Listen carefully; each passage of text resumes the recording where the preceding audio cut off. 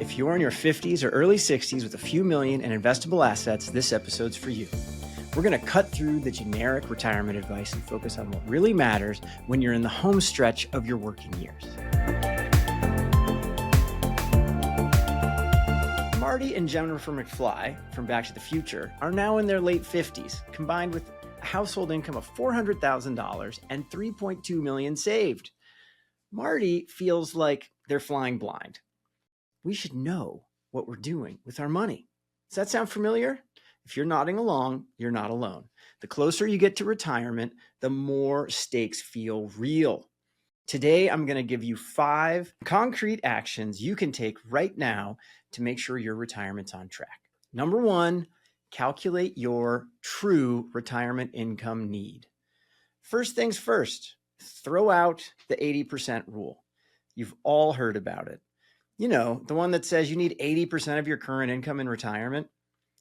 It's not necessarily right for people who have high net worth and are making lots of money. And here's why.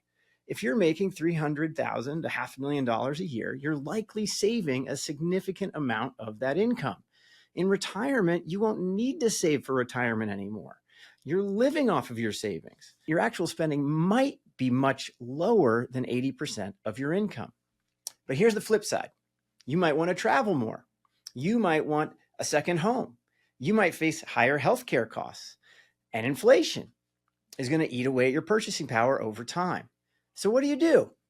You build a budget. I don't like budgeting, but you get a general sense of what you need. Here's how you do that. Start with your current expenses, then make adjustments. Will your mortgage get paid off? That's a big monthly expense that will eventually go away. What about your commuting costs? They may go away as well.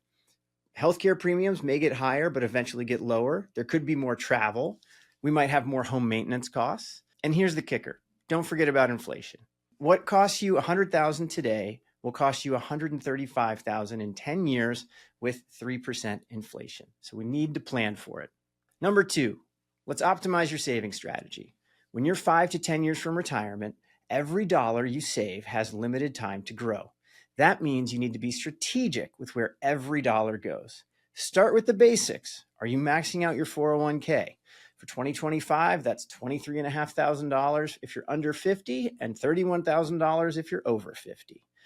That extra $7,500 catch up is kind of like free money from the government from a savings perspective, which is lovely. Same with IRAs. We can save $7,000 for most people and $8,000 if we're over 50. And then there's our HSA account, the health savings account will let you save $4,300 as an individual, $8,550 for a family, plus $1,000 catch up when you're over 55. But here's where it gets interesting for higher net worth couples. Deferred compensation.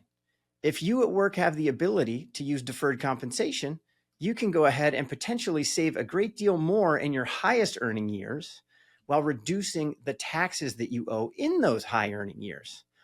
When you shift to be retired, your income is going to be lower. So you should be able to, essentially by deferring that income, pay less in taxes in the future. Another thing to consider are Roth conversions. With Roth conversions, you're probably in a high tax bracket now, but you're more than likely going to be in a lower one when you shift into retirement before Social Security and required minimum distributions kick in. And converting money from a traditional IRA to a Roth could help save you thousands of dollars down the road. Okay, number 3, right size your investment allocation. This is your wealth building home stretch. You need growth, but you can't afford a major setback that would force you to delay retirement. And, you know, there is an old rule of thumb that you just take 110 minus your age and that's your allocation, but that's essentially rubbish for most of us.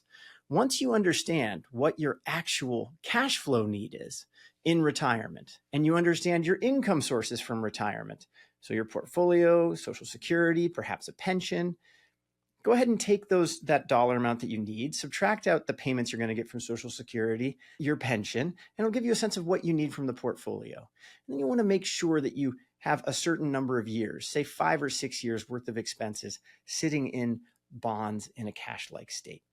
That'll help you set that allocation much better than doing it with a simple rule of thumb.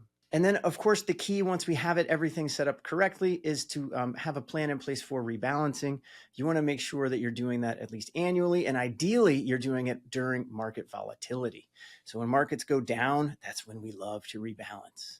We don't want to let our emotions drive those decisions. If that's happening for you, look for a financial advisor like us here at Stone Steps to help you with that. Number 4, stress test your retirement plan. So here's where a lot of people go wrong. They look at their investments, they set their allocation, and they think I'm all done, but they're not bringing all the components together. You want to go ahead and look at how much cash flow are you going to need?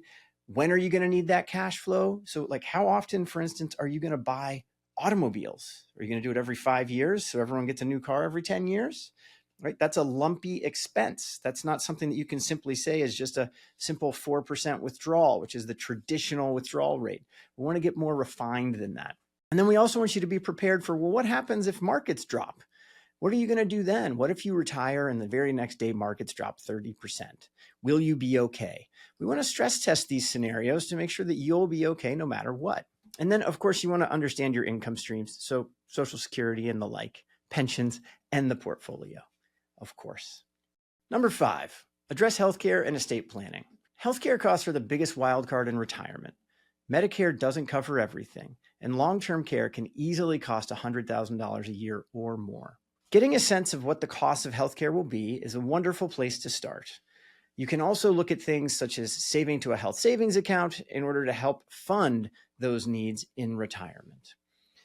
In regards to estate planning, you want to make sure that the key documents you need in your life are set, and that those who would be in charge of helping you have some basic understanding of where they are and how they can find them.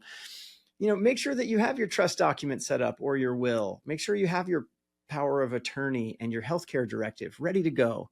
And of course, make sure that the beneficiaries on your retirement accounts and your life insurances are all set should you need them. If you're planning to leave money to your kids and grandkids, there are tax-efficient strategies that you should consider now, not after you're retired. To bring this all together, this isn't about perfectly timing the market or finding some secret investment strategy.